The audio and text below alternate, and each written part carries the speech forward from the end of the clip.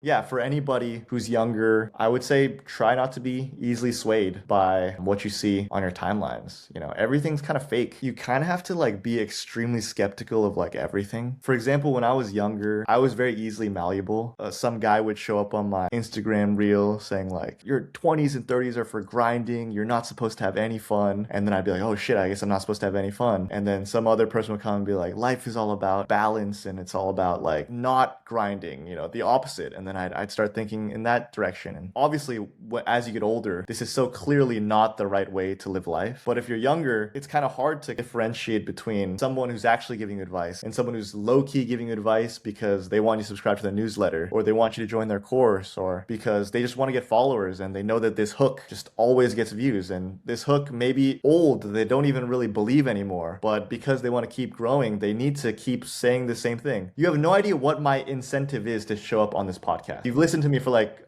50 minutes, an hour now, but you should be very curious why I came on this podcast to like share all these things. Like what is the reason, When you start thinking like that, like what is the incentives of this person telling me these things, you could be a lot more critical about like what you ingest and like what you actually can use to shape your worldview. You can pay money to get amplified everywhere and you don't even know what's real and what's fake. That should be something that you're always kind of thinking about in the back of your head. And if you see the world through that lens, it probably reduces like serendipity, and I think it'll make you a better learner maybe, and it'll help you see the world for what it actually is. But I think it's really important advice because had I followed that, it would have saved me a lot of time.